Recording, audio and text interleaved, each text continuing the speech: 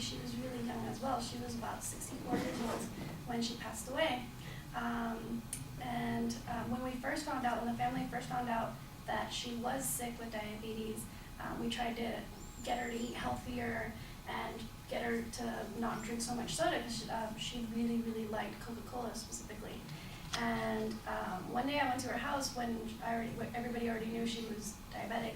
I went to her house, and I don't remember why, but I looked under her bed, and there was a big case of Coke under there. Like, it was just like a big case of Coca-Cola just stacked under her bed. And I saw it, and I was like, Grandma, I gotta get rid of this. You're gonna get sick. And she's like, no, you don't understand. If I don't have a Coke a day, I get headaches. I get migraines. I get really irritable. Like, I can't function without having at least one a day. She's like, I cut back. And a few months later is when she passed away. Another example, my brother, he's 11 years old, and he weighs 200 pounds.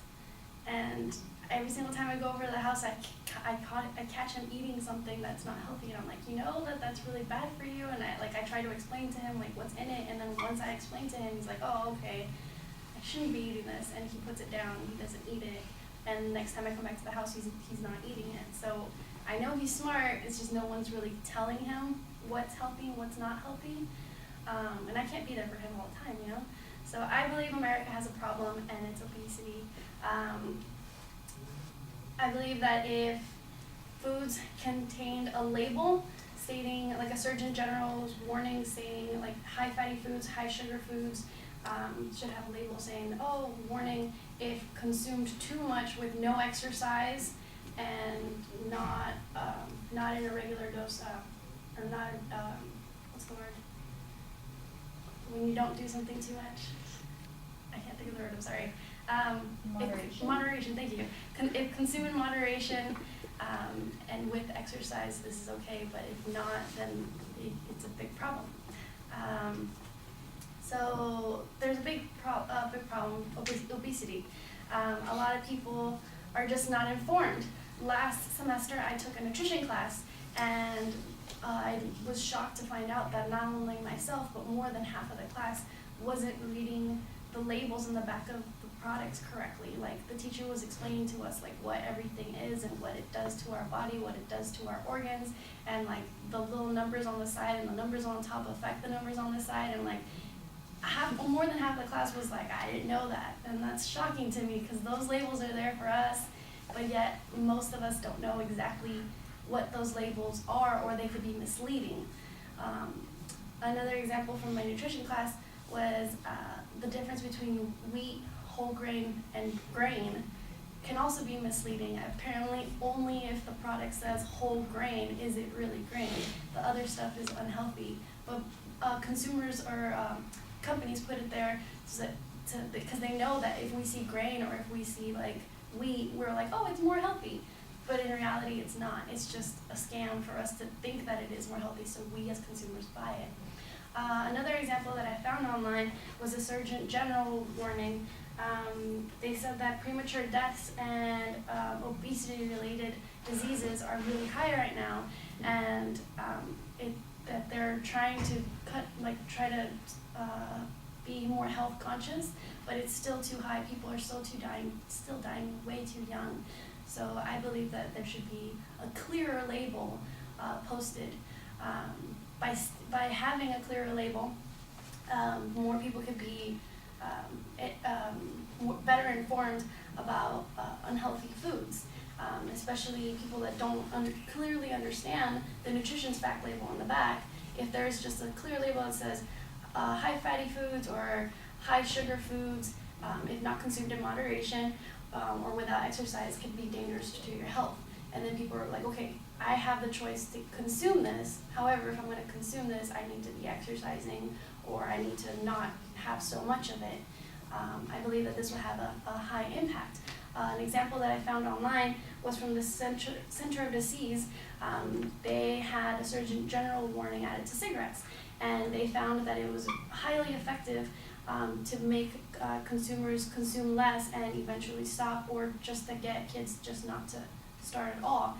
So I believe that because it affected them a lot, and they had success on it, that it could benefit us as well, just to have a clear label warning, like a warning on high sugary foods or high fat foods.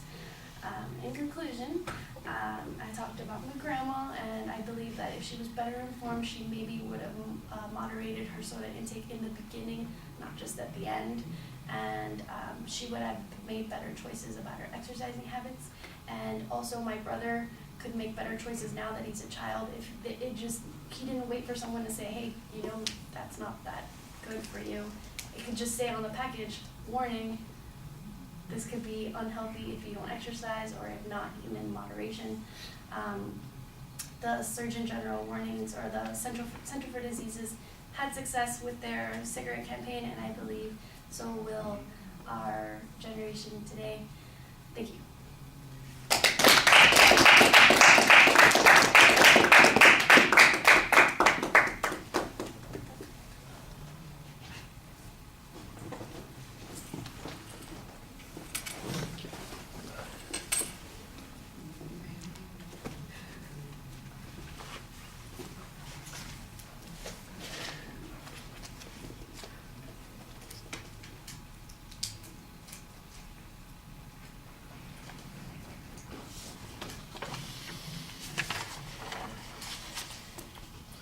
So, Jody, what did you think? Jody's not here. Thank you, Jody. All right. Sharon, you've got a nice personal example that you start with. It takes you a while to get to the exact purpose statement. You did have one finally, though. There's not really a preview of what the content of the speech is. That's a little bit problematic. And in the body of the speech, it really just feels kind of like you're going from idea to idea. So I think you need a much stronger structure. In a few places, you made references to some research that you found. A lot of information, though, is based on something that you heard in a class or something that happened to you personally. I think that all needs to be supplemented a little bit. The notion that people are uninformed as to what the labels mean, I think that the current labels mean, I think that that's probably true. If somebody looks at the numbers, for instance, and can't interpret what those numbers are, I think that's pretty reasonable. I don't think you're making a big inference there. The notion, though, that people are uninformed and don't know, for instance, that they're shoving cookies in their mouth, that eating cookies without moderation or without some kind of exercise is bad for you. I don't know anybody who doesn't understand that. Maybe a 6-year-old. I don't know how old your younger brother is, but 11. Maybe they wouldn't know unless they were told, but they ought to be told by their parents. By the way, I'm not sure that your younger brother would be reading the warning label on the package, because that's one of the things that you're saying this is going to make a difference.